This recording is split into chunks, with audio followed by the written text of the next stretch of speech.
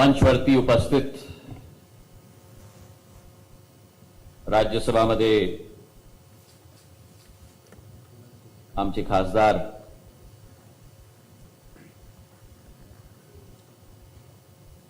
माननीय सहस्त्रबुद्धे साहेब, मंचवरती उपस्थित वैभव डांगे साहेब, दिल्ली मराठी प्रतिष्ठान आणि रामभाऊ मालगी प्रबोधिनी ते सगळं सदस्यगण आणि हे सभागारमध्ये उपस्थित आमचे बंधू आणि बागनी, सर्वप्रथम मी हे दोघी संस्थाचे सदस्यला आणि सहस्त्रबुद्धे साहेबला हे निमंत्रणाला मी फार आभारी आहेत की अशा कार्यक्रममध्ये मला आमंत्रित केला. मराठा साम्राज्याची इतिहास, मराठा साम्राज्याची पृष्ठभूमी आणि भारतची इतिहास आणि भारतची पृष्ठभूमी ची एक समन्वय आहेत. और आज जो यहां हमारे राजश्री पाटिल बुआ महाजी सिंधिया के संदर्भ में जो हिंदवी स्वराज की स्थापना की, अटक से कटक तक, और जो दिल्ली फतेह, दिल्ली में विजय श्री प्राप्त की, उसके संदर्भ में जो ये कार्यक्रम आयोजित किया गया है, मैं दोनों संस्था के सदस्यों को दिल से धन्यवाद अर्पित करना चाहता हूं.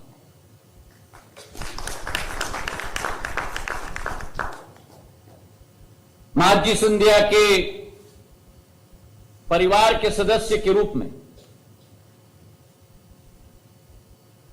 आज आपके समक्ष उपस्थित होते हुए मेरे लिए एक भावुक पहल है, एक भावुक समय है. लेकिन उसी के साथ साथ एक भारतीय होने के नाते एक गर्व का पल भी है, क्योंकि भारत माता का एक ऐसा सपूत, एक ऐसा शख्स, एक ऐसा महावीर को हम श्रद्धांजलि अर्पित करने जा रहे हैं, जिसने भारत माता की गरिमा,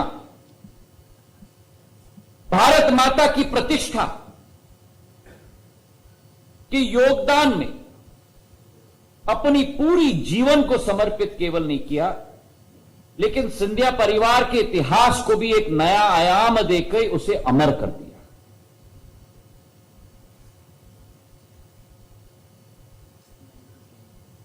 महाजी सिंधिया इतिहास के पन्नों में एक नाम नहीं मेरे भाइयों में,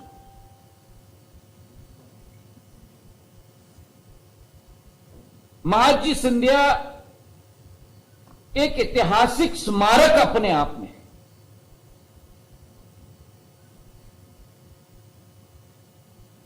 और मैं तहे दिल से धन्यवाद भी अर्पित करना चाहता हूं और सहमत भी हूं विनय जी के साथ कि मराठाओं का एक गौरवान्वित इतिहास अगर हम देखें इस भारतवर्ष में, जो 250 वर्ष का इतिहास रहा, 300 वर्ष का इतिहास रहा,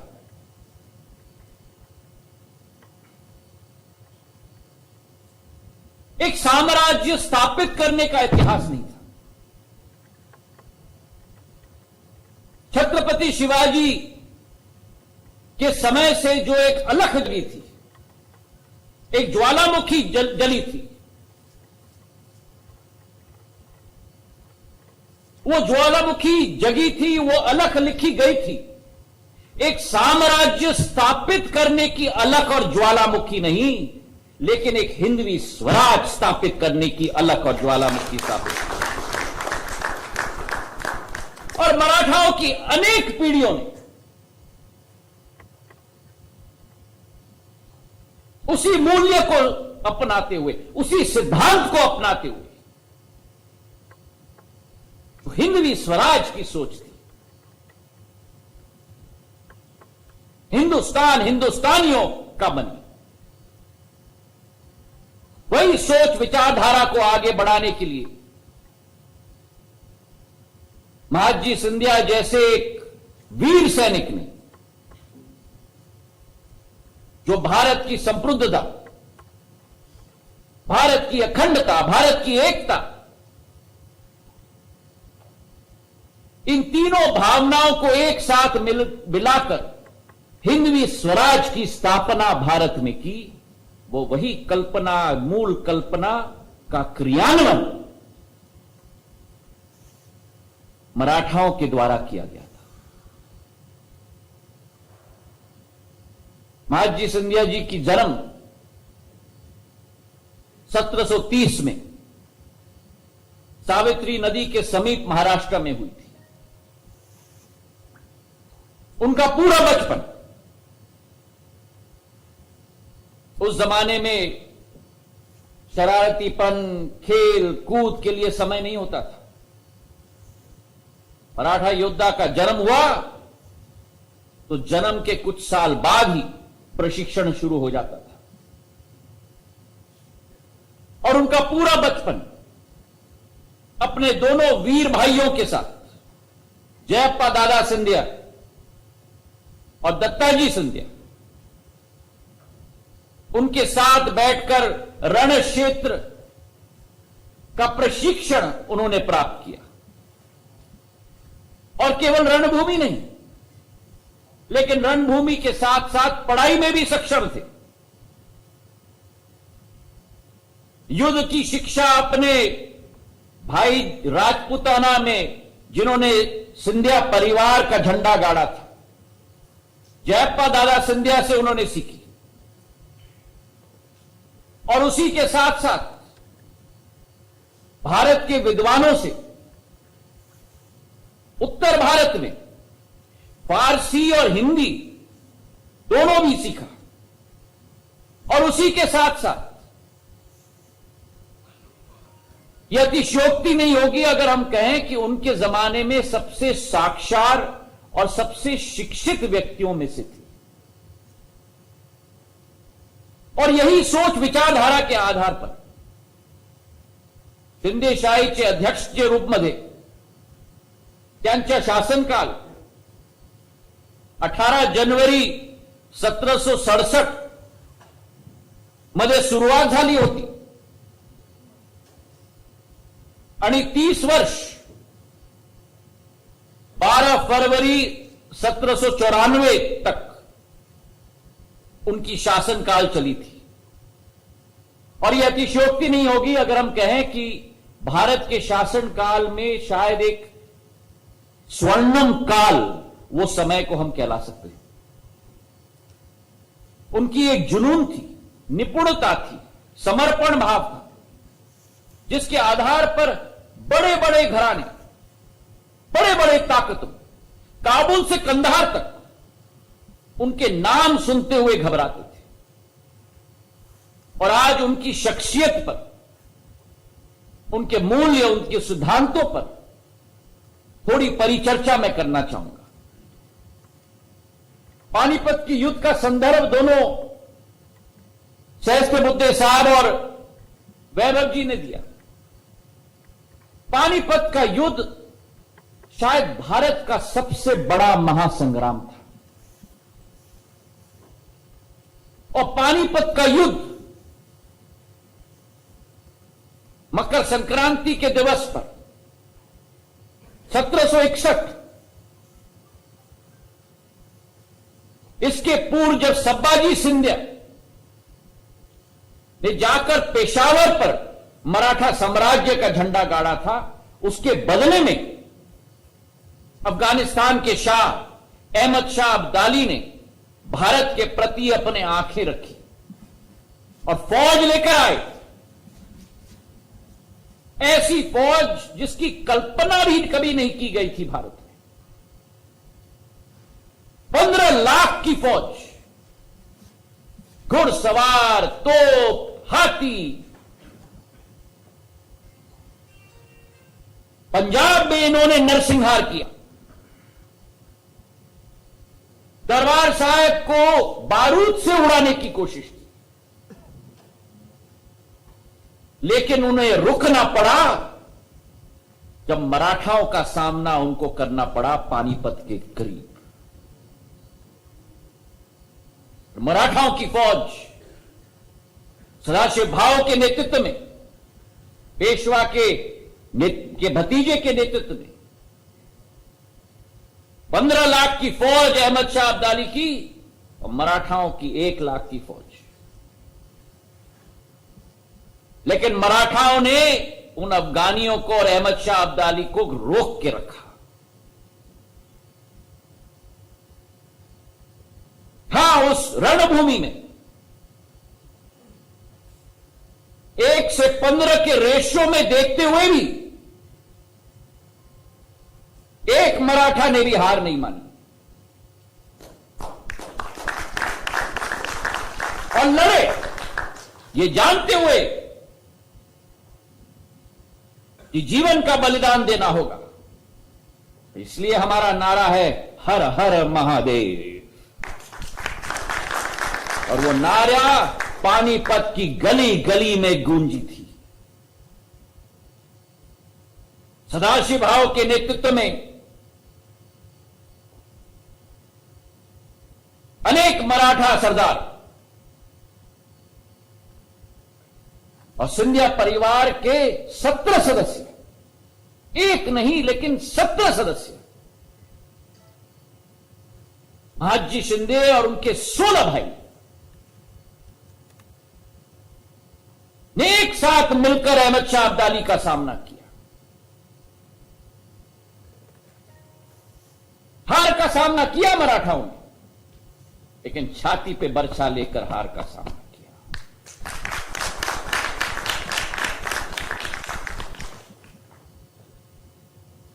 महादजी शिंदे ने अपने 16 भाइयों को खोया। 16 भाई,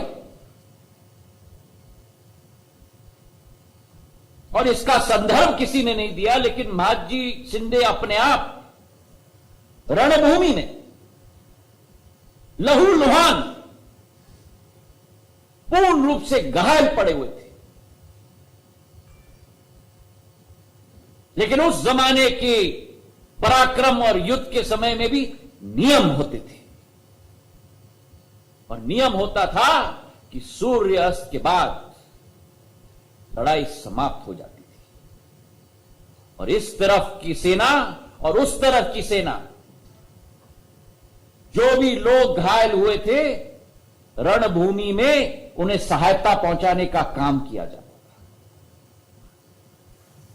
यह आशंका जताई गई थी कि शिंदे परिवार के 17 रत्न समाप्त हो चुके थे। लेकिन उस जमाने में रणभूमि में सूर्यास्त के बाद भिश्ती जाते थे घायलों को पानी पिलाने, और ऐसे ही भिश्ती ने महादजी सिंधिया को उस रणभूमि में पड़े हुए पहचाना। उस रणभूमि से महादजी शिंदे को उठाया, उन्होंने घर लेकर दवाई की,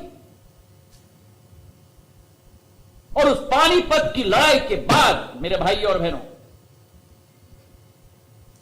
जब मराठा साम्राज्य मराठा सेना को पूरी तरह से परास्त कर दिया था,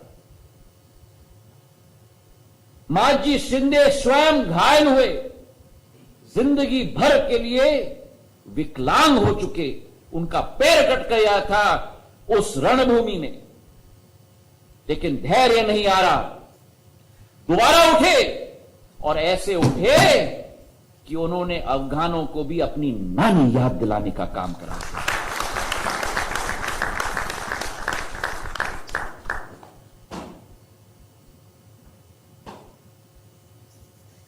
पानीपत की कहानी है। और उस पानीपत की कहानी के बाद जब बात की जाती है कि मराठा साम्राज्य को समाप्त किया गया, उस पानीपत की लड़ाई के बाद एक दोहरा संकल्प उठाकर अटक से कटक तक भारत माता के नाम पर मराठा साम्राज्य महादजी शिंदे ने दोबारा स्थापित किया।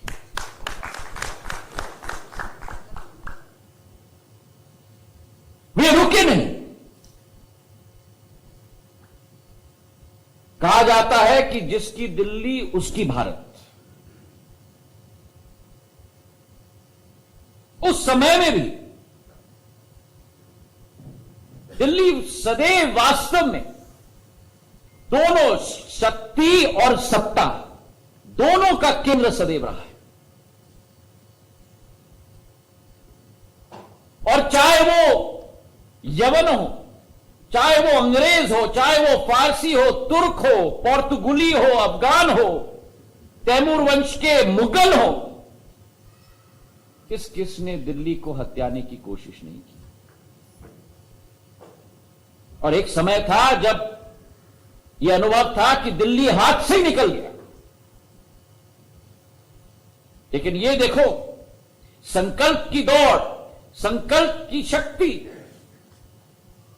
दृढ़ इच्छा विश्वास की शक्ति कि पानीपत 14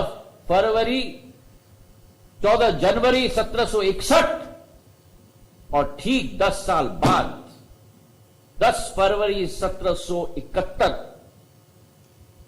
दिल्ली विजयश्री प्राप्त करके नागशाही भगवा झंडा दिल्ली के किले पे लहराया गया। 10 साल के अंदर परास्त होने के बाद, शून्य होने के बाद दोबारा उठकर, दोबारा सेना बनाकर, दोबारा सब लोगों को संकलित करके एक नई ऊर्जा की शुरुआत करके वो मुकाम हासिल किया। साम्राज्य के नाम पर नहीं, लेकिन हिंदवी स्वराज और भारत माता के नाम पर। और जब दिल्ली पर विजयश्री प्राप्त की, दिल्ली के कमांडर कासिम अली को बुरी तरह से परास्त करके दिल्ली को स्वराज का हिस्सा बनाया, जो संदर्भ आज वैभव दे रहे थे, विनय जी दे रहे थे, चांदनी चौक की, आसपास की, दिल्ली केवल फतेह नहीं किया, दिल्ली की केवल विजयश्री प्राप्त नहीं की, लेकिन उसके बाद दिल्ली का कायाकल्प किया, दिल्ली का विकास किया, दिल्ली की प्रगति की। जो लाल किला टूट रहा था, उस लाल किले की मरम्मत की, और उसी के साथ साथ सैनिक की छावनियां बनाई। दिल्ली में पीने की पानी की किल्लत थी, पानी की योजना बनाई। यमुना नदी की पानी दिल्ली में पहली बार आया तो महादजी शिंदे के समय में आया। और इसलिए कहा जाता है कि सुरक्षा और विकास, इन दोनों सिक्के के, एक ही सिक्के के अगर दो पहलू थे तो वो महादजी शिंदे थे।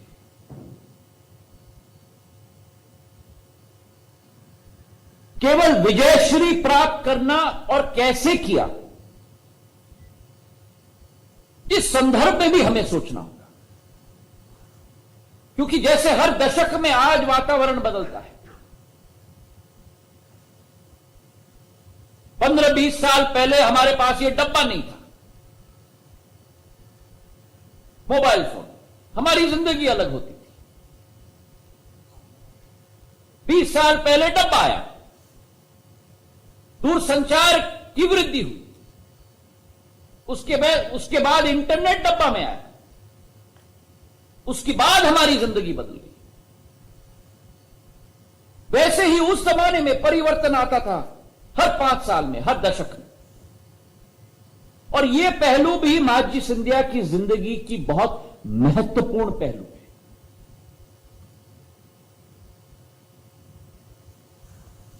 वो पहलू है मिलिट्री के संबंध में, सैन्य शक्ति के संबंध में। वर्तमान की राजनीति में हम लोग राजनीतिक गठबंधन की जब बात करते हैं, आम बात हो चुकी है, चाहे देश में हो चाहे प्रदेश में हो। लेकिन उस समय भारत माता की रक्षा करने के लिए गठबंधन की सोच अगर किसी की थी, एक नई सोच थी उस जमाने में, 300 साल पूर्व, वो महाजी शिंदे की सोच थी।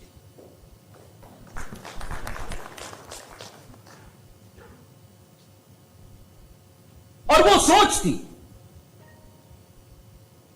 कि एक ही नाग निशानी भगवा ध्वज के तले, विचार करिए आप, मैं आज की बात नहीं कर रहा हूं जहां सरकार बनाने के लिए गठबंधन किया जाता है, मैं 250 वर्ष पुरानी बात कर रहा हूं कि एक ही नागशाही ध्वज के तले, भगवा ध्वज के तले, चाहे गुर्जर हो चाहे जाट हो, चाहे गुर्जर हो चाहे जाट हो, चाहे दलित हो चाहे सिख हो, चाहे मुसलमान हो चाहे राजपूत हो, सभी समाज, सभी लोगों को एक ही माले में पिरोकर एक गठबंधन बनाना, हिंदवी स्वराज को स्थापित करने के लिए, ये महाजी सिंधिया की केवल सोच और विचारधारा।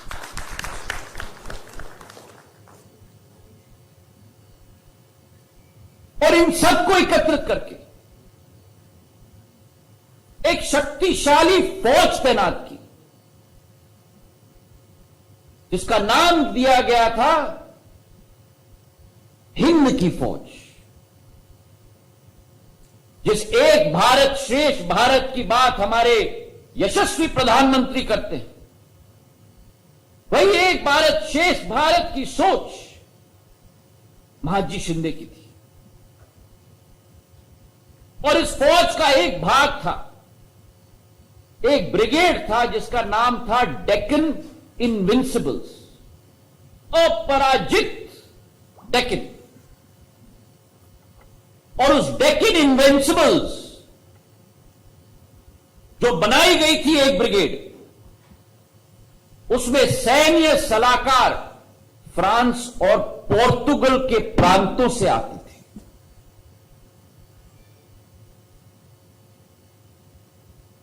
और उनकी सोच थी कि अगर भारत को बचाना है, भारत माता को बचाना है विदेशी ताकतों से, पहले अहमद शाह अब्दाली से निपटारा किया, लाहौर में जाकर, अटक में जाकर भगवा झंडा गाड़ के रखा। पर उसके बाद अगली चुनौती उनको दिख रही थी अंग्रेजों के रूप में। और उस जमाने में भारत में सेना लड़ाई लड़ती थी तलवारों के आधार पर, बर्छों के आधार पर, ढाल के आधार पर। पर इतिहास में पहली बार एक सेना उस तरफ से आ रही थी जो बंदूक और तोपखाने की इस्तेमाल कर रही थी। तो मराठाओं को भी अपनी सेना में आधुनिकीकरण लाना था। और वो आधुनिकीकरण अगर संभव था तो फ्रांस की टेक्नोलॉजी, पोर्तुगल की टेक्नोलॉजी के आधार पर मराठा साम्राज्य की सेना को आधुनिकीकरण करना अनिवार्य था, ताकि अंग्रेजों का सामना हम लोग कर पाए। तो उनकी सोच तलवार और बर्छा, तलवार और ढाल से मराठा सेना की तब्दील करना, परिवर्तन करना, राइफल और तोप में। एक तो उनका प्रशिक्षण, और केवल वहां तक नहीं रुके, लेकिन बंदूक और तोपखाने का उत्पादन उन्होंने भारत में शुरू करवाया, जब आगरा के समीप एक सैन्य औद्योगिक परिसर की स्थापना उन्होंने की तोपखाना और बंदूक बनाने के लिए। तो आज की जो हमारी सोच है मिलिट्री मॉडर्नाइजेशन की, नए वॉरफेयर की टेक्निक की, डिफेंस कॉरिडोर की, आत्मनिर्भर भारत की, यही मिलिट्री मॉडर्नाइजेशन की सोच, यही वॉरफेयर की टेक्निक की सोच, यही डिफेंस कॉरिडोर की सोच, यही आत्मनिर्भर भारत की सोच 1771 में महादजी सिंधिया ने भारत में बनाया।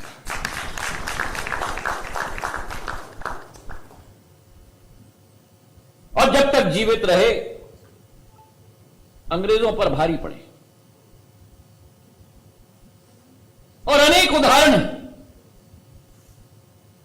चाहे बड़गांव की लड़ाई रही हो, कोलारस की लड़ाई रही हो, सिरसी की लड़ाई रही हो, सहारनपुर की लड़ाई रही हो, प्रयाग की लड़ाई हो, अंग्रेजों को पराजित किया। और उनकी सोच विचारधारा थी,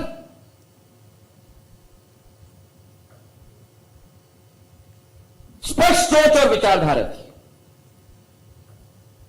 कि अंग्रेजों को हमें दुर्बल करना है, उनको तोड़ना है और उनसे तब तक लड़ना है जब तक उनको खदेड़ के इस भारत से हम न भेजें। और एक अंग्रेज अर्थशास्त्र और राजनीतिक विशेषज्ञ ने स्वयं, जेम्स मिल ने अपने किताब में लिखा है और मैं कोट करना चाहता हूं,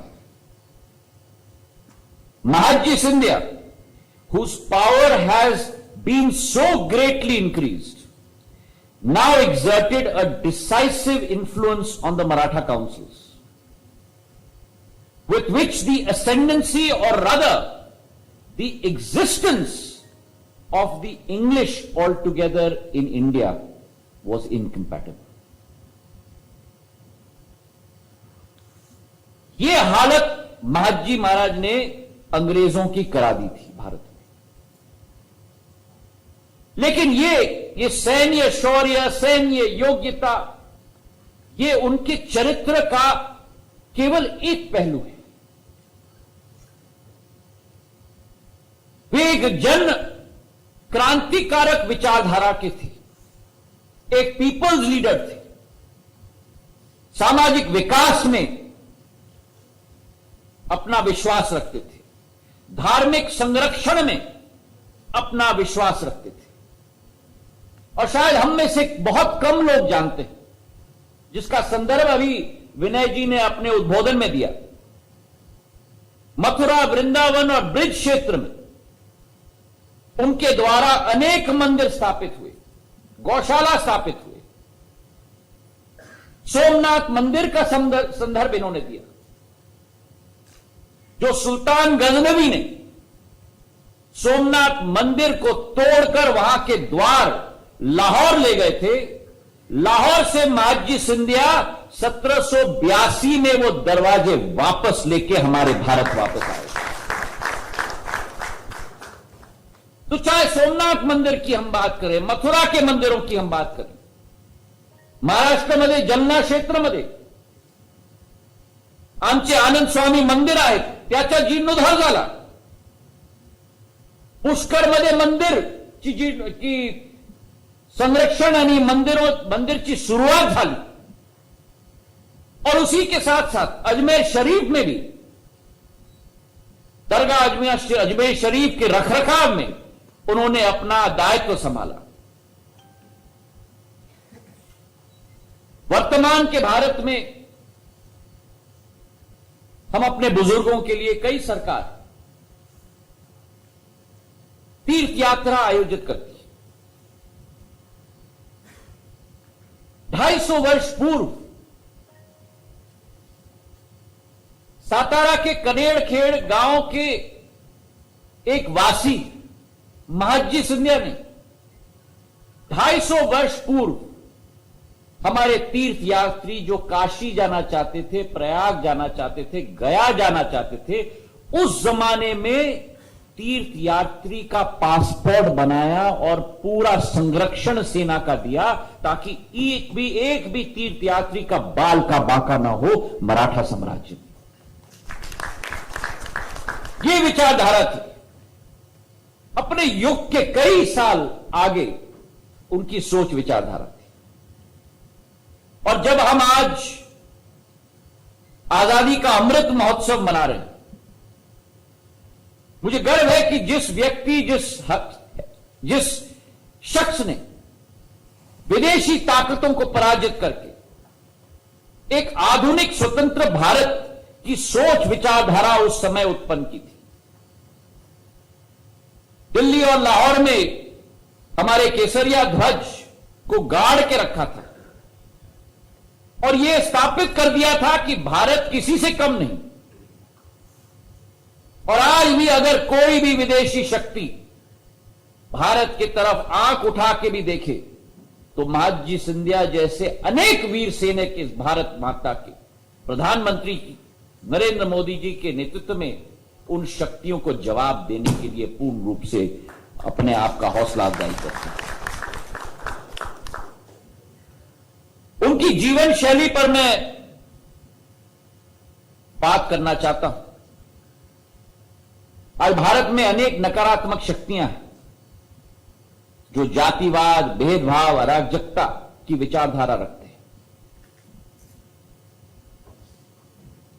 महादजी शिंदे के समय में किसी की हिम्मत नहीं होती थी। एक बार जब एक दलित का अपमान हुआ तो महादजी महाराज ने अपने आप उस मराठा छावनी में उस दलित की आवाज उठाई और सख्त से सख्त दंड दिया। उनकी जीवन शैली एक सादगी की थी, त्याग और तपस्या और समर्पण की थी। और वे सदैव चाहते थे कि एक विशाल साम्राज्य के नेतृत्व करते हुए भी वे सदैव चाहते थे कि वे गांव के प्रधान की उपाधि से जाना जाए।